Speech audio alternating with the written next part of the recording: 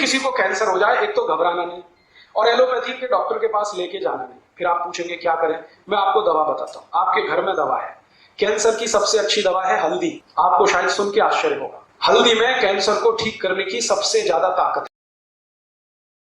है। लेकिन हल्दी लेना कैसे है? हल्दी दो तरह से आती है, एक तो सूखी हल्दी है, एक तो आती है ताजा हल्दी, अदरक जैसी।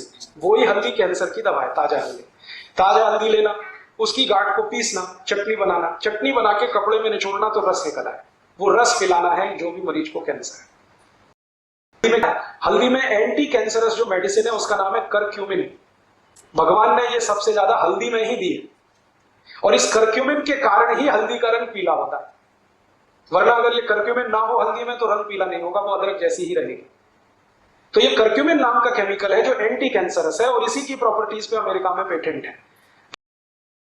तो उसको हल्दी का रस दो, सवेरे सवेरे खाली पेट दो, 2-3 चम्मच दे दो।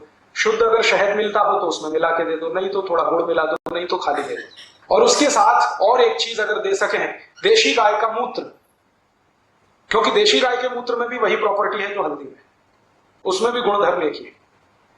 तो देशी गाय का मूत्र आधा कप और हल्दी का रस 2-3 चम्मच सुबह सुबह 1 घंटे के अंतर पे जो आपने दिया, आप देखना इतना अद्भुत परिणाम आता है। और देशी गाय का मूत्र लेते समय ध्यान इतना रखना कि वो गाय गर्भवती ना हो, गर्भावस्था में है तो उसका मूत्र नहीं लेना, बस इतना ध्यान रखना। माने गाय की बछड़ी का लेना कभी भी, आसानी से ठीक होने वाली बीमारी। आयुर्वेद तो ये कहता है कि शरीर में सभी गांठ कैंसर नहीं होती, आप ध्यान रखना इस बात। हमारे शरीर के किसी हिस्से में कोई गांठ हो जाए तो तुरंत हमें शक होने लगता है कि जी कहीं कैंसर तो नहीं हो गया।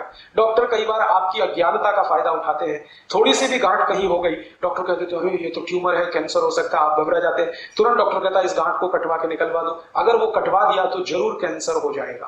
और गांठ में बनी है वो घुलती भी है, आप उसका एंटी करो, जिस कारण से गांठ बनी है उसका उल्टा काम शुरू कर दो, वो घुल जाएगी, अपने आप ठीक हो जाएगा। उसके लिए दवाएं हैं, बहुत अच्छी दवाएं हैं, घर घर में वो आसानी से उपलब्ध है।